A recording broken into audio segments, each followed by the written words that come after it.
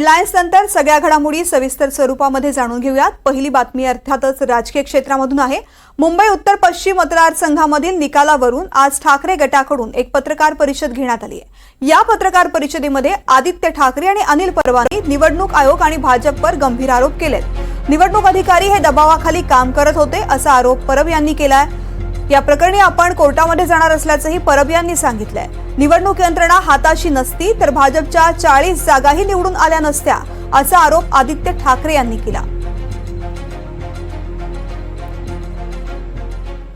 आमची मतं आणि त्यांची मोजलेली मतं याच्यामध्ये जवळजवळ 650 पेक्षा अधिक मतांचा फरक आलेला आहे। आम्ही वारंवार ही मागणी करतोय की ही मतं आमची 650 आपल्यापेक्षा जास्त आहे। आपण कुठलीही प्रक्रिया राबवलेली नाही। 19व्या फेरीनंतर आपण जाहीर करायचं बंद केलं।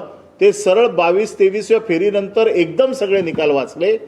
त्याचबरोबर आम्ही जे फॉर्म 17C2 आपल्याकडे मागतोय ते देखील आपण नाकारलेले आहेत।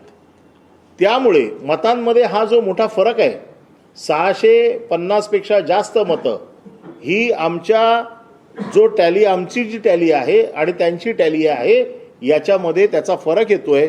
जो फरक आम्ही आमच्या ऑब्जेक्शनमध्ये लिहिलेला याच्यात जर पारदर्शकता आहे तर ती CCTV फुटेज ज्याच्यामध्ये पूर्ण दिवसाचा प्रोसेस रेकॉर्ड झालेला आहे याची आमच्या प्रतिनिधीने ज्या वेळेला मागणी केली त्यावेळेला आम्हाला सांगण्यात आलं की 2 दिवसांनी आम्ही तुम्हाला देऊ, 3 दिवसांनी देऊ।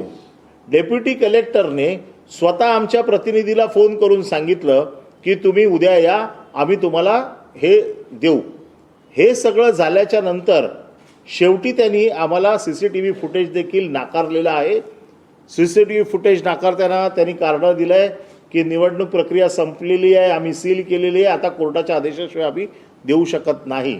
जर पारदर्शकता आहे तर CCTV फुटेज द्यायला काही हरकत नाही। हा जो भाजपाने विजय क्लेम केलेला आहे तो देखील 303 वरनं 240 वर आलेला आहे। काल पण मी सांगितलं की ही यंत्रणा जर त्यांच्या हातात नसते आणि खरोखर फ्री अँड फेअर इलेक्शन झाले असते तर 240 काय 40 देखील जागा भाजपाच्या या देशात आल्या नसत्या। आज आपण पाहतोय वातावरण सगळीकडे हेच आहे, रोष आहे लोकांचा। आणि आज पण आपण पाहतोय की हे सगळं सोडून परत विषय भलतीकडे नेला जातोय भाजपाकडून। मग हे ते ह्यामुळे मतं मिळेल, त्यामुळे मतं मिळाली।